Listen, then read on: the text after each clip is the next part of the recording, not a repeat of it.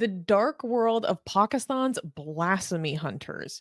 In Pakistan, a disturbing trend of online blasphemy cases has emerged, with vigilante groups spearheading a campaign that has ensnared hundreds of young professionals. The self appointed blasphemy hunters scour the internet for potentially offensive content, leading to arrests and trials that have upended lives. Uh, Aroosa Khan, whose son was caught in this web, laments our lives have been turned upside down, highlighting the personal toll of these prosecutions. The Legal Commission on Blasphemy Pakistan, or LCBP for short, is one of the most active groups and claims divine sanction for their actions, with leader Sheraz Ahmad Farooqi stating, quote, God has chosen them for this noble cause. However, human rights organizations warn of the dangers inherent in this vigilantism, pointing to potential abuses of power and the chilling effect of free expression in a country where blasphemy accusations can lead to severe consequences, including public lynchings. So, this was a really important story that I wanted to cover for many reasons. One, because we keep a close eye on blasphemy persecution in Pakistan, and also because I wanted to make sure that any community members that we have in Pakistan are aware of this and are acting in a way to preserve their safety. So, part of what happens is that there are these groups that think that they have this divine mission to go seek out and go after people who dishonor the prophet, defame Islam, etc. And for those who don't know, in Pakistan, blasphemy is punishable by death. And there's varying different degrees of blasphemy, like in terms of what you'll be sentenced to. You can be sentenced to death, you can be put on death row, or if you insult the Sahaba, the prophets of the Prophet Muhammad, like you're going to get a lighter sentence. If you insult this, you only get so many years. Da, da, da. There's like different levels, but it's a very, very serious offense. No one has ever been executed by the state for blasphemy in Pakistan, but anyone who's been a member of Atheist Republic will know that oftentimes you're actually safer on death row in Pakistan than you are if you were to be free and accused of blasphemy. Because there's been multiple instances of vicious lynchings in the middle of the street in Pakistan, people getting burned alive, stomped on, people throwing their shoes into the fire of the corpse so that they can keep the corpse from burning longer, taking selfies with people being lynched in the middle of the street. Um, and it's not to mention the fact we covered recently instances where police stations where they take someone who is accused of blasphemy into custody. Okay. The state is doing its job to take someone accused of a crime into custody. The police stations get overrun by mobs who then try to rip the person out of police custody to go lynch them themselves. This has included literally people throwing grenades at police stations, people setting police stations on fire. We covered an instance a few years ago where there was a man who was said to be mentally challenged, mentally disabled, who was accused of desecrating the Quran in some way. And he was taken into custody. Again, this is like a mentally disabled man.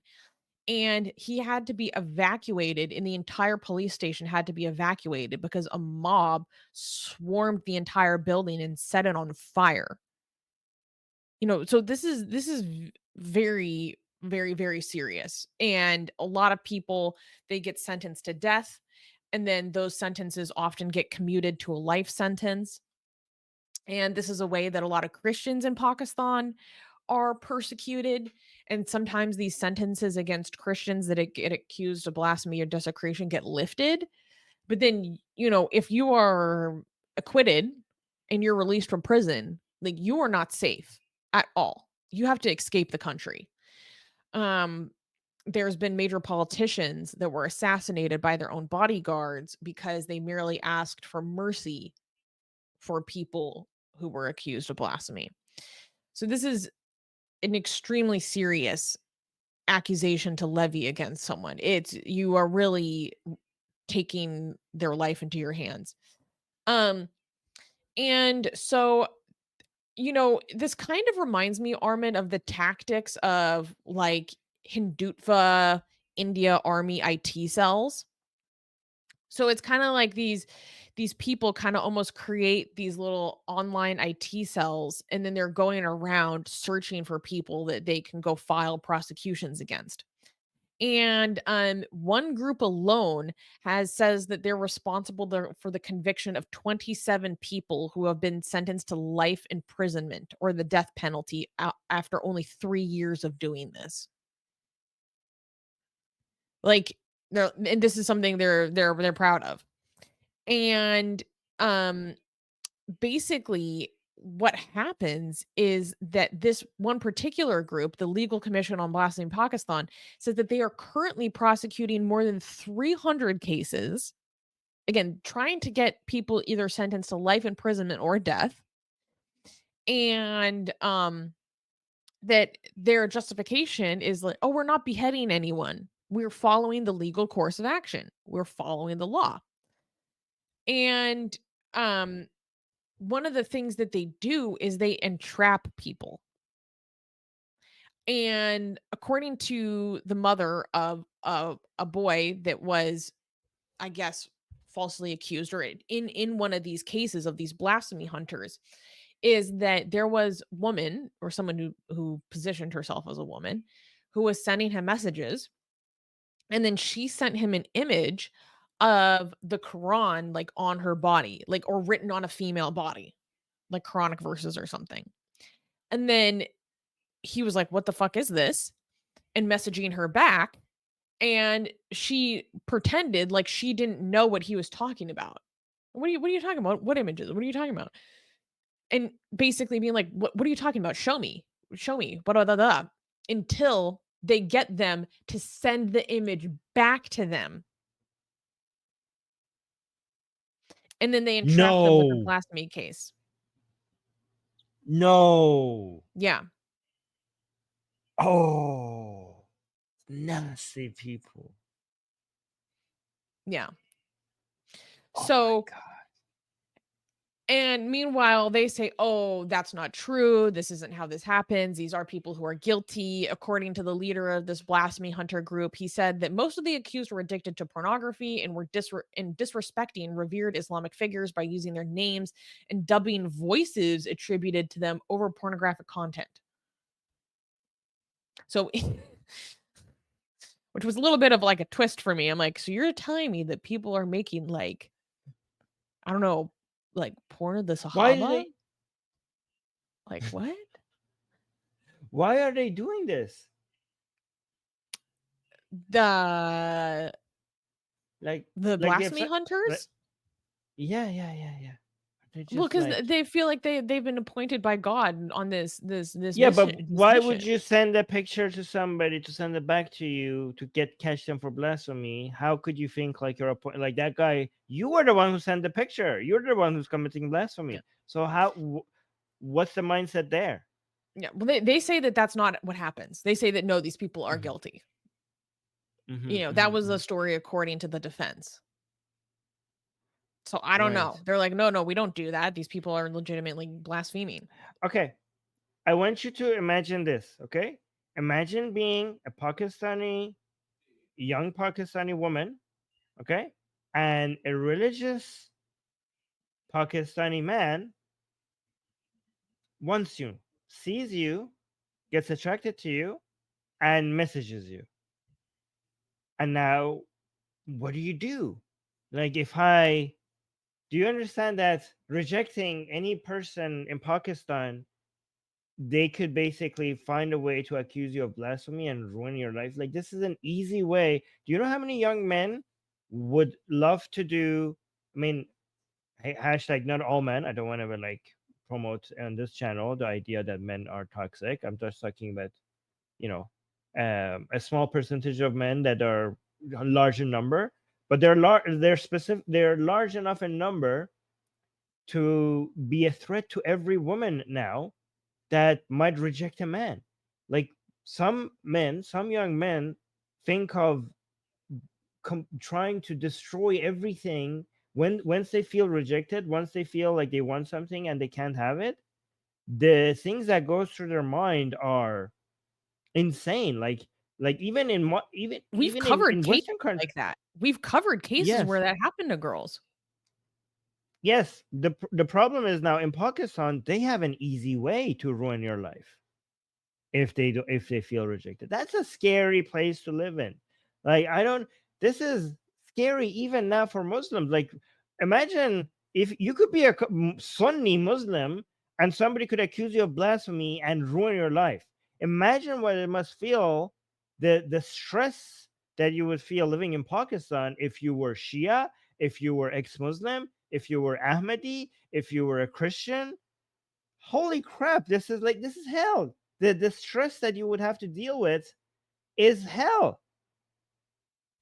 I've seen videos of Pakistani Christians have who live in such fear, like, they literally might have a problem with their neighbors, or they might have a dispute, or they might have a problem with their boss, and they talk about how, like, "I literally cannot defend myself, I cannot bring up any issue I have, because they will just accuse me of blasphemy for merely saying, 'Oh, you didn't pay me enough. Oh, that wasn't what we agreed upon. Oh, excuse me, like, I we have a neighborly dispute. Da, da, da, da, da." They're like, we live in fear. Like we cannot talk about any of that because they can just say that we said blasphemy and we will be dead. Like, and what's so crazy is so and I wasn't able to find this report because I really like to go try to read reports when I can, but this is in Urdu. Um, so there was a report that came out from one of the provinces basically, and it was leaked to the media, and it was basically saying that there's a suspicious gang that is trapping youth in blasphemy cases. And this blasphemy business report, because this is how people are framing it now, that this is a blasphemy business. Um, and that the basically demanding that the police need to start investigating these groups to see if they're getting funded, or how are they getting funded? What is happening here? Um, and So basically, there what happens is that even if you're accused, like your entire family is now plunged into chaos. Like you have to spend probably the majority of your family's wealth trying to defend your case. If not, your family now lives in fear and danger. They are completely ostracized from their community.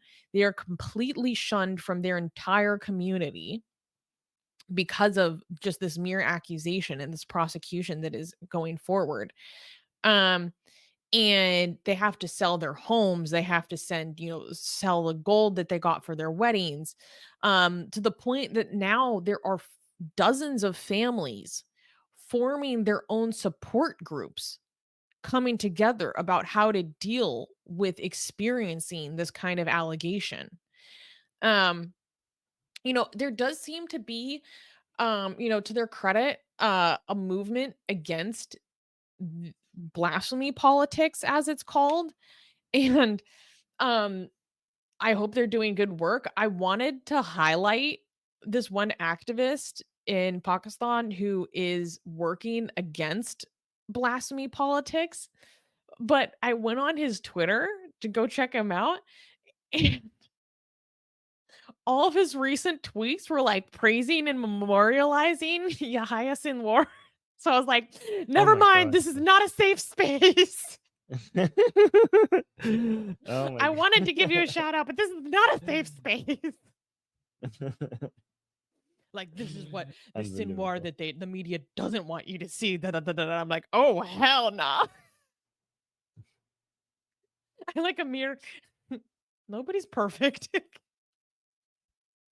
Yeah. um, By the way, Dee was pointing out earlier they are not yeah. just searching for blasphemy, they are setting people up. It's sick, yes. And also, Houston was saying blasphemy accusation has been a way to confiscate property from Christians.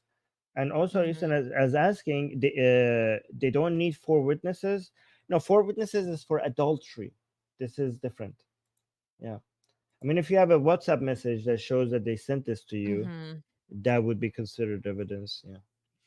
But I really Um, wanted to highlight this not only so people in our audience can understand what happens in Pakistan and the culture around this and how serious and severe it is, but also because I know we have a lot of people in our community that are currently living in Pakistan. And it's important for them to be aware of the tricks that people use to dox people, expose them, and trap them in these kinds of cases. You know, you have to be really aware of what they do to trick you, track you down, and trap you into these accusations and um, help keep yourself safe. Um, it's really, really important. So be very, very careful about who you engage with online if you're Pakistani. Um, Amhai is asking, do they get money for hunting and blasphemy? Do they have a quota? Now, that's not anything that I am aware of so far. According to this report that was released from one of the police provinces, there is discussion that this should be investigated. Um, but I I would have not assume there's a seen. mix. I think some of them do it for the love of Allah. They just think that this Mhm. is their duty. Some of them are just hateful people that just are just trying to express their hate. Some of them are getting revenge, or some of them are, um, yeah, they might hate the person that they're doing this to, or they might owe them money, or they're trying to confiscate their property. Yeah, so I think there's going to be a mixed bag of reasons. Some people might genuinely think that this is just the right thing to do. So that's my guess is would be that's a mix. Mhm. Yeah. Mhm. Also, Um Sarah is asking a question. oh yeah, so how can we help the Pakistani people that are suffering? It's really difficult. Like, there are some groups that do honestly, the resources that I am most aware of for people in Pakistan have to do mostly with Pakistani Christians. I know several organizations that work on helping Christians that have been accused of blasphemy with their legal fees. Um, helping them escape, helping them find refuge, da da da. Um, there are a few organizations that help Pakistani minorities at large. Um, the problem is that even within those organizations, atheists can be still ostracized. Um, so, but frankly, that's the best to my knowledge. But there are organizations to help protect Pakistani minorities and, attempt to protect their rights. Um, yeah. Okay. By the way, we have a comment that D highlighted. Do you want to Yeah, read I that really one? liked this one. So someone was Mm, reacting, to this news saying, "This venom should be eradicated from our society. Enough innocents have been killed or traumatized by these fanatics."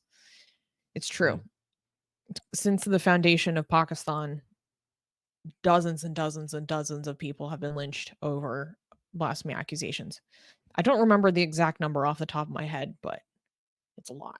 mm. So we Okay, got some so super chats. yeah, just sort of every like we should mention this more often because some people are new here, guys. So every time if you give us super chats, we will read them before between news items. So we got some new ones. Go ahead, Susie. Okay.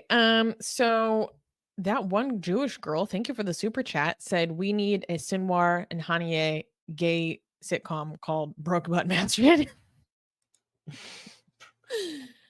um, Okay.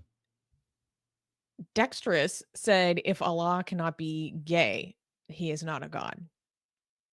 Facts. Allah, I could prove to you Islamically that Allah must enjoy gay sex. Okay. He knows what it's like to be gay. No. Yes, he knows because he knows everything. Like both, he's Exactly. bi probably. Yeah, Yes. yeah, yeah, yeah, So yeah. I can. I'm not actually even joking. It must be true Islamically, because when every time two people are having gay sex, Allah is not just knowledgeable of that thing happening. Allah is actually knowledgeable of the pleasure that you're experiencing. So he Mhm. is experiencing that pleasure while you're experiencing it, right? So given that Allah truly knows, like we're talking about true knowledge, not just being aware of it, true knowledge to the point of completely, fully experiencing the experience that you're experiencing, that means that Allah fully enjoy is experiencing with you that joy. So every time you're coming from gay sex, Allah is coming with you, right? Just remember that. So, based on the very definition of Allah's knowledge, he be gay. He be gay Be because he gay. enjoys gay sex. Yeah. Why? Why are you gay? Why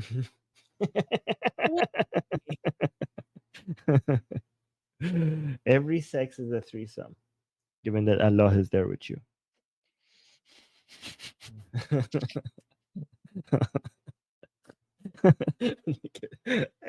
Look at this. Wait, hold on. Look at this. What have I just logged on to? So everyone's Welcome to Atheist Republic. Sarah saying this is such an insightful chat. Don't act like it's not true Okay, though. it's true. It's true. Don't It's true. don't Mm. yeah. Okay, two more super chats. Let's do that. Um okay, so that one Jewish girl gave another super chat saying, not gonna lie, Abu Obeda is like open eye emoji. What a waste. Mm. What does Like that hot? mean? Hot. Huh? Let me see. What are Abu you talking about? Abu Ubaidah. Abu Ubaidah from Hamas. He's Wait, one what? of How is he hot? he's the main like spokesperson, right? That always has his face in a red keffiyeh, but like how do you know what he looks like? How do you know if he's hot? Yeah, he's. Like his I don't see voice? his face. He's always just full keffiyeh. Maybe she. Maybe she or he has a thing for Maybe masks. they I don't like know. that. Maybe I that's mean, you do maybe you. that the mysterious nature of it. Yeah, I don't know. That is a thing for a lot of women. Like the Yes. mystery. Yeah. Yes. I like the open eyes. Yeah. You know who's Sarah, really look at this. handsome? That blacked out fish. Black. Facts. Sarah, you get it. Sarah gets it. Oh my god. God. Yeah. Okay. Okay. Yeah.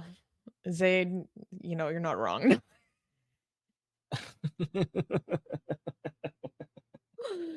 Okay. Then Jack Okay. Johnson asked another question, and I'm gonna go to the bathroom while you answer this. I'll be right back.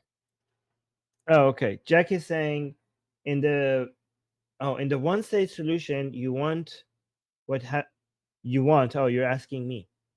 What happens to Palestinian national identity? They won't abandon it. How can it work when half has another identity? Okay, so there is no such the Palestinian. Okay, so the Palestinian national identity makes no sense because we don't have Palestine as a nation state, right?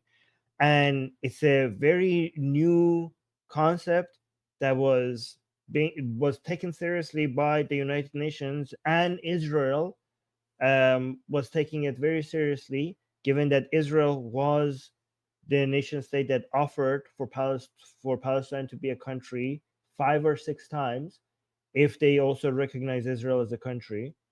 So this whole everything you're talking about is just was created like 70 years ago. Like this is all new. This is all new, right? So when you say like it's not going to go away, you act like these things are set in stone. But if they're set in stone, do you see how recent they are? How recently they have been created? I mean, what I'm saying is the you should understand how easily they can go away based on how easily they came about. We never had a Palestinian national identity. In Palestine, what we had, the identity of the people there was an Arab identity, and the political belonging was part of the Ottoman Empire. Uh, the Palestinian national identity was a response to the spread of liberalism around the world, and with it, the idea of a nation state and a national identity. So, given how recent this is, you should understand that how easy it could also go away. I mean, look at Pan Arabism, for example. Pan Arabism was a powerful force at some point. Where is it now? It's not there. Look how uh, just a few years ago, like if you just go in, I don't know, 1967, Pan Arabism was a powerful force among Arab countries. Right now, Islamism is more powerful in this region than Pan Arabism, but you saw based on the way Israel defeated Pan Arabism, made the Pan Arabist idea uh, decline so fast, so dramatically fast. I mean, you say it's not going to go away, as if in history we haven't seen ideas like this become so much weaker in such short amount of time. Like, they still persist, they still exist, but they become so much weaker. I mean, who imagined Nazism go away so fast? I mean, Nazism still exists, but when Hitler ruled over Germany and had France and Poland and many other places under his rule, could you ever imagine Nazism becoming a fringe cult of some radical people in the world so fast from where it was to where it became? I mean, when Stalin and Mao were in power, could you imagine communism being coming, so in such a short amount of time, getting to the point where it is right now? I mean, things like this happen when when imperialist Japan did Pearl Harbor. Could you imagine that within a few decades, Japan and United States will become such powerful allies? Could you have imagined that? So don't act like these things can't happen. When Egypt signed a peace treaty with Israel, many people just a few years ago before that could not imagine that happen. Today, when we have Saudi Arabia helping Israel against the Islamic Republic of Iran, just 5 years ago, just 10 years ago, that was unimaginable. So these things do happen if you actually make the effort, if you actually believe that they could happen and make the effort towards moving towards that direction, they could happen, right? So and also, if you think that this is impossible, I would say that the two-state solution is also looks impossible. They both look impossible. The one-state solution looks impossible, but the two-state solution also looks impossible, right? So given that they both look impossible, but one of them eventually has to happen, so our perspective that they are both impossible must be wrong, because one of them has to happen at some point, right? So it's more likely that one of these is more likely than we think. The two-state solution looks impossible. The one-state solution looks impossible, but it's impossible for both of them to be impossible. So one of these two is actually more likely than we think. So that's why I am for a one-state solution. It's best for not just Israelis. It's the best solution also for Palestinians. Also, I also agree that a one-state solution is impossible for the current Palestinians. What I am hoping for is not even their children. I'm hoping for this to be possible for their grandchildren, if not for the children of their grandchildren. So the level of radicalization that we have in Palestine makes a one-state solution at the moment impossible. I'm what I'm what I'm hoping for is a multi-step process for you to first take complete hold of Gaza and the West Bank, two, rebuild and create the infrastructure for them to, and also education system and media, completely control their education system and media to de-radicalize.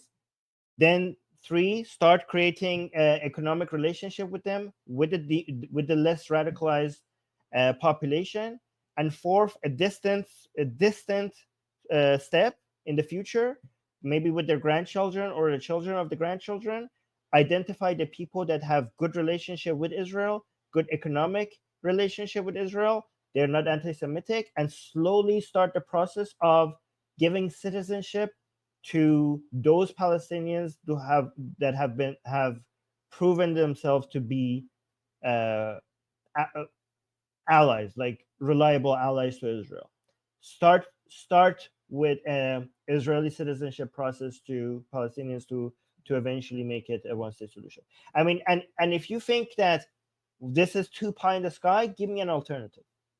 If you think that this is unachievable, then give me an alternative, because the two state solution is too big of a threat to Israel. Israel should not give up control of the West Bank. Israel should not give up control of Gaza, because once you lose that, then those places you have, once you lose those places and those places become actually a country, there's no way that you could get them back, and those areas can be used by the Islamic Republic of Iran for them to basically create their threats against Israel right next to Israel. And there's no way for you to right now, whatever the situation is right now, at least Israel has a potential to correct it, to fix it. If those places become a country that is not under the control of Israel, then if shit hits the fan, Israel cannot do anything about it. There's nothing you could do about it. You should never let control let let you should always Israel should always maintain control over these two areas. It's insane to suggest otherwise, in my opinion. Anyways, Susanna, are you back? Yes. Yes. Anyways, I don't know. I when it comes to me, like I I'm for lack of a better word, like agnostic when it comes to one state solution, like two state solution. Armin has way stronger opinions on it than me. Um, Frankly, I'm kind of black pilled about the whole thing. Um, and one thing that, the idea of, to Jack's point about the national identity, like we can quibble about the validity of a specific national identity, but I really hate it when people act as if Palestinians themselves have no culture. Um, they do. Like, mm, and I think that it's completely unnecessary to act like that doesn't exist, to take that away from people. Um, it's not I don't find it helpful at all. Like, "Oh, like, what does Palestine do? What did they export? Blah, blah, blah." There are Palestinian exports, like, what are you talking about? Like, there's so much really, really stupid rhetoric. Um, you can have your disagreement yeah. about the validity of a specific national Not that, identity on. not that. Just to be clear, that's not Jack's point, but you're just referring to other people. But yeah. Yes. Yeah, yeah, yeah, yeah. It's something I see a lot. And we it's I find it to be completely unnecessary to feel like you have to take that away from a group of people because you just disagree with certain political objectives. I don't find that helpful. I don't find it necessary. It treats things in a very like zero sum way. Um Mhm. and I don't think it's helpful. Um Yeah, exactly. Zayd is like saying hello, textiles, olive oil, dates, etc., etc. Nablus salt soap. Like, I'm obsessed with Nablus soap. Are you kidding me? One of the best products in the world. Um, and or like dabke. Like, I don't know if people know this. I'm obsessed with dabke. I'm obsessed with dabke. Like, Palestinians are up there in terms of the dabke skills. Some of the best. I think Lebanese might be the best, to be honest, but I would put Palestinians at number 2. So, I don't know if people know this, like playing the bagpipes. Like Palestinians can really tear up some bagpipes, and it makes my Scottish heart happy. Um, So the whole idea of a specific, again, a national identity is one thing. That is this it is a complicated question towards Armin's specific goal or what he thinks would be best for most people. Um, but this desire that I see among a lot of people to just act as if there is no culture, there is no identity, is not productive. Um, yeah, yeah. Um, Um, I that's just how want I feel to about that. remind people that after World War II, a significant portion of Germans had a favorable view of Hitler. Okay, a huge part of the population. But look at Germany then, and look at Germany now, and this is like in 70 years. This is the changes that we're seeing. Societies able to make is like nothing. Like the changes that we see in societies these days used to take thousands of years. The level of shifts that we're seeing. So I mean, I'm hopeful. I'm hopeful. I think that we could see radical change, and I think we are going to see radical change in the Middle East when it comes to opinions like this. Mhm. Yeah. Yeah, yeah. Um, Okay. yeah, two last things I wanna highlight. Zeta saying the bagpipes only really came here because of the British mandate. True, but they're freaking fantastic at it. It's actually crazy. I'm like, they be setting them pipes on fire. They know how to blow, baby. Like, Yeah, and also all culture is foreign. Okay, every country's culture, no matter how native you think it is, you just have to go back in time far enough to know that all culture is foreign. At some point, you yeah. got your culture from somewhere else. And that's why I hate when they're like, "Oh no, they have no culture, just came from other Arab stuff, blah blah blah blah blah." I'm like, as did every culture get what is now theirs from somewhere else. Like, shut the fuck Yes. up. Like, as if my Uh, American culture doesn't is only came from this contiguous piece of land. Give me a break. Like, to be fair, Zaid, she's not saying that to you. She's saying that to other people. of Susie, course, yeah. sometimes we have a comment highlighted, and you're ranting about other people, and some people might think Yeah, that yeah, yeah, you're yeah, yeah. ranting about it. Yeah, Or yeah. like, yeah, Mike being like, "Oh, it sounds like cultural misappropriation from them to play bagpipes."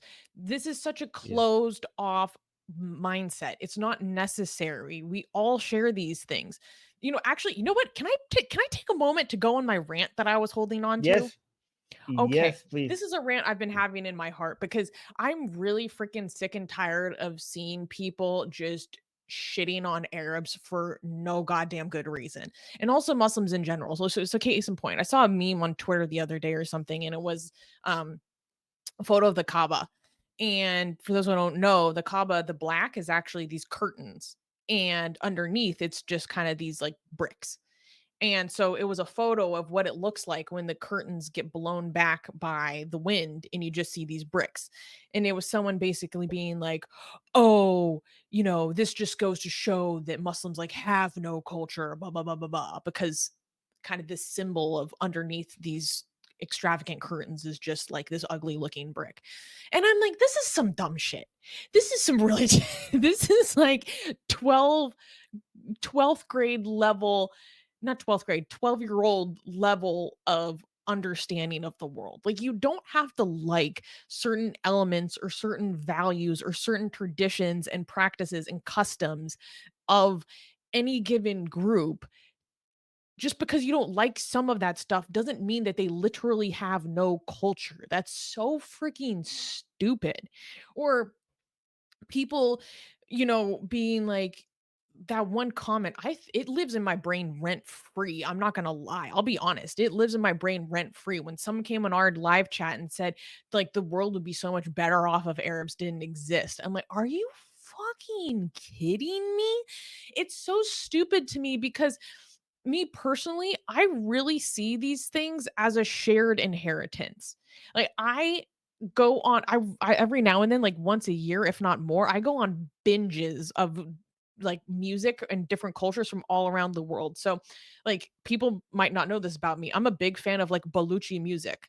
I love a lot of Kurdish music. There's nothing that will wake me up in the morning like some Kurdish keyboard players. Them boys set them keys on fire, okay?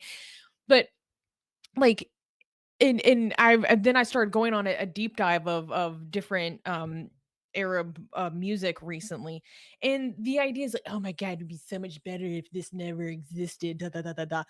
How can you say this? This is an inheritance of all of us. Like some of the most like like the virtuosos of the oud, like the vast incredible depth of the poetry and the written word and like the motifs, like there's so much incredible beauty.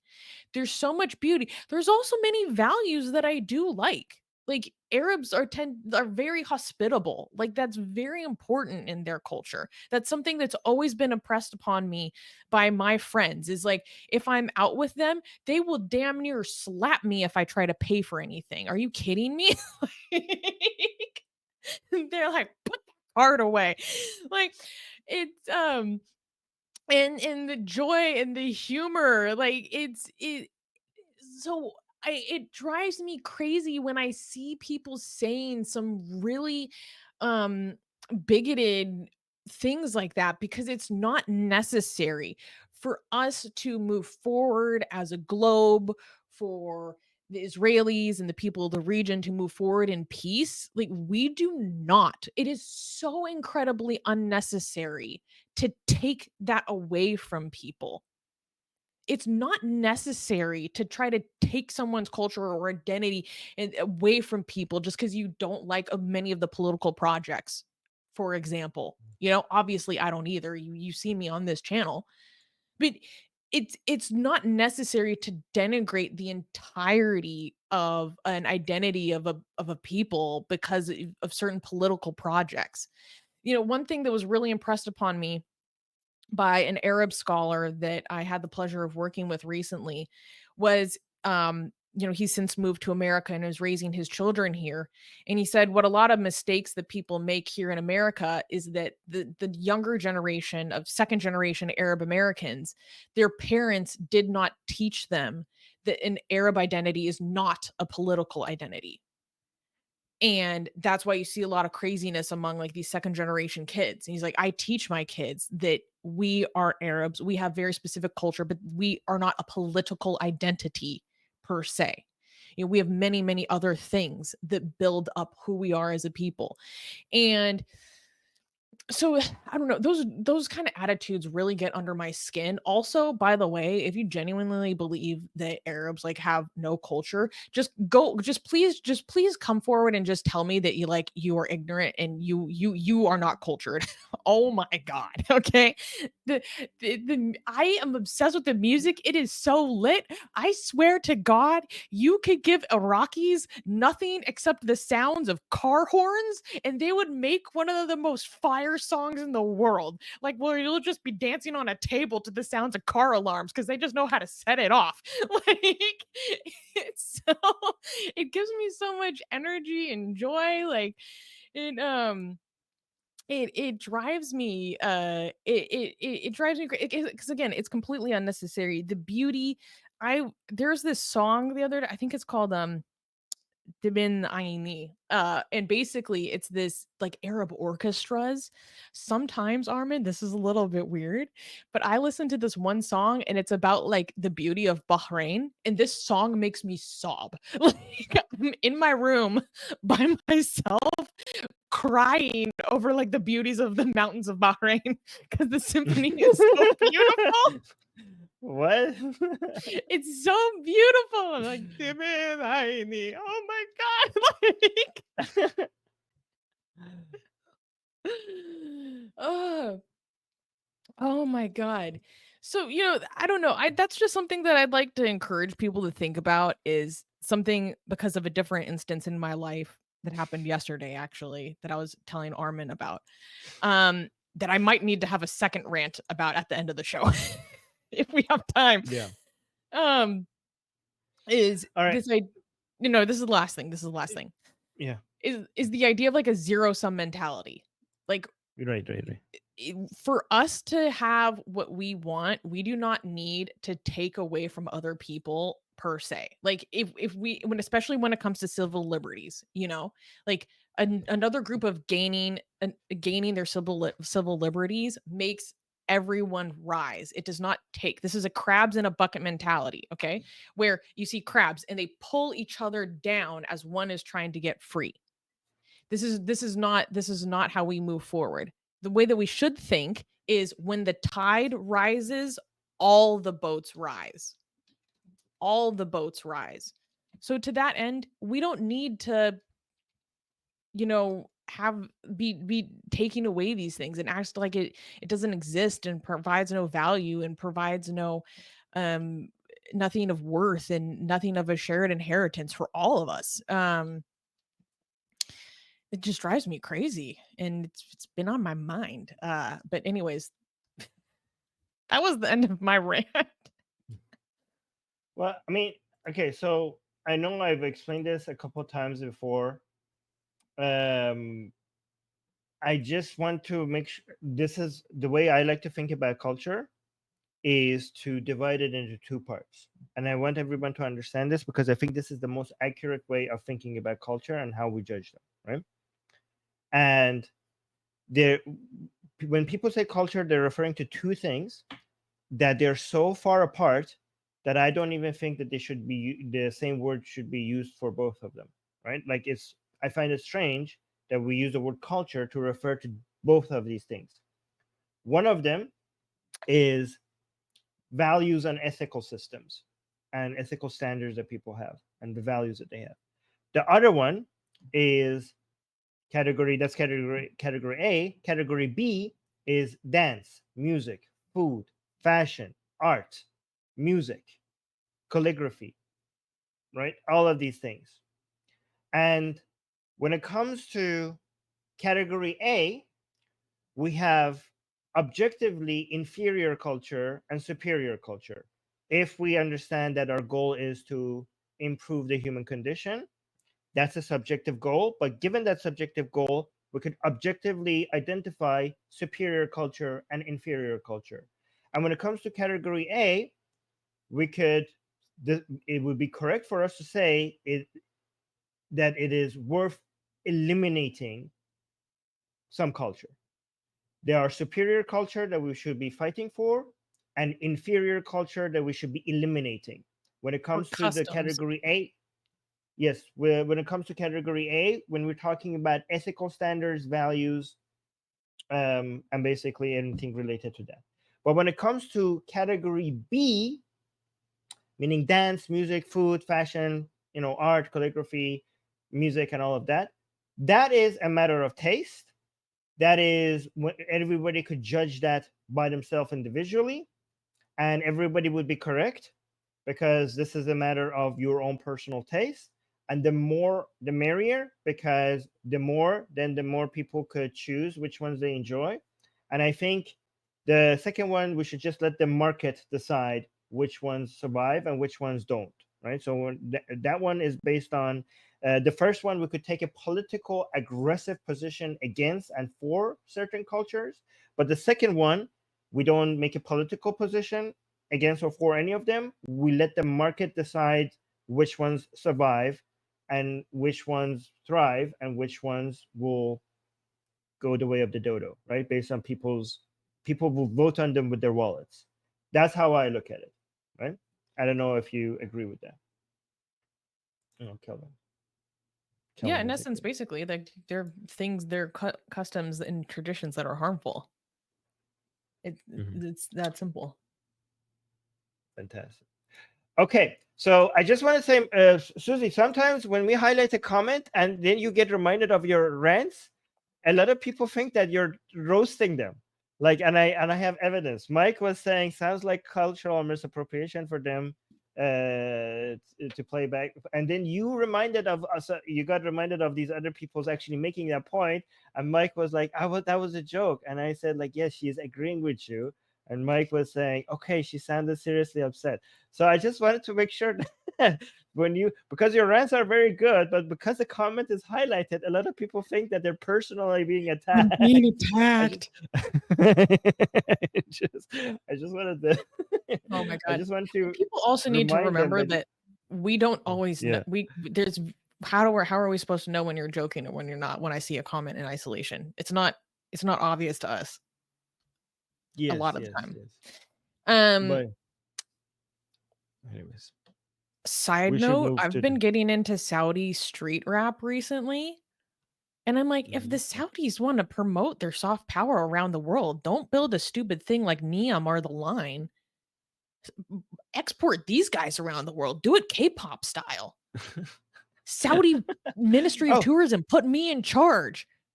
You just need to amplify these dudes. I've never wanted to go to Ridya before. Instead, I was until I started watching these guys. I'm like, this is a vibe. This is a vibe. K-pop it. yes. K-pop Saudi.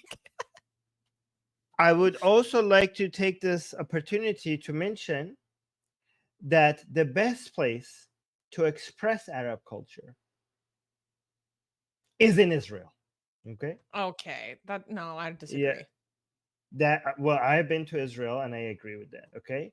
The best way to yeah, why would you disagree with that? The best place to express Arab culture is in Israel because there are many non-Arabs that get to see it and express it and enjoy it, and Arabs, Israeli Arabs, have all the freedoms and the rights to express their Arab culture, and it's just so beautiful seeing it next to all the other cultures. Well, then that's So not when any you, different than America. well, I mean, I've seen Arab culture in America, and it's not doesn't seem very. Uh, I again, this is a matter of taste, so you cannot tell me I'm wrong. I just felt like I've really when I went to Israel, I just felt like this is the type of expression of Arab culture that is shows that is native like to this land. Do you know what I mean? It's just so close to home.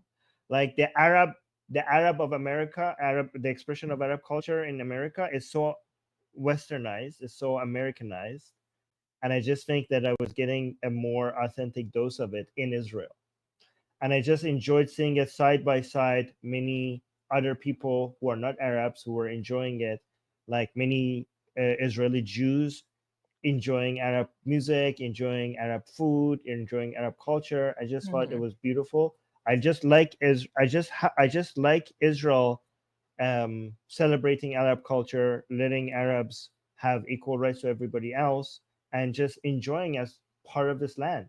mhm. So that's why I think like the best place to express Arab culture is in Israel, in my opinion. I enjoy it there most. I also enjoy it there most, to be honest, because it's the only place that I could enjoy it safely. That in the Middle East, like when I want to go to somewhere to an Arab market, right? That is not a Western country. I cannot do that in any Arab country. Like I cannot go to Arab countries. I don't feel safe in Arab countries. In Israel, I could go to an Arab bazaar while knowing that I have the state protection of Israel. Okay, I no, I could feel walk. that. I feel that. Yeah, I yeah. just disagree with the implication that it is not authentic and not as like it's watered down because it's Western. I think that's No, like actually not a good message. it's not watered down. It might be even enhanced. Okay, but I like to. So, for example, California rolls are Western version of Japanese food. Okay, does that mean I think I don't like? I love California rolls. Okay, but I also want to go to Japan and enjoy just the pure Japanese food as well. Just because California rolls are not purely Japanese, are a Western version of Japanese food, it doesn't mean that I'm dismissing them as good food. I love my California rolls. Okay, so I'm not dismissing it, but I also like to go to Japan and see authentic, pure Japanese food as well. Does that make sense? I'm not dismissing. I'm not seeing Westernization as a bad thing. Okay, it's good. We just have more varieties of things. Okay. Yeah, yeah. Okay, think somebody's spamming. I'm gonna put you on timeout. Hold on. Let's see. Put user in timeout. If I see this happening again, I am going to ban you. Stop spamming the live chat. What was the message?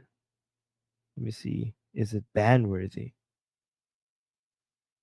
Okay, somebody is Persian, posting many Persian messages in the live chat. So I timed out you, but because it's not even a bad message. It's a message saying, um, glorifying the IDF and Israel, but in Persian, saying, and it was a good message, but it was just like 20 of them. You could have just said that once.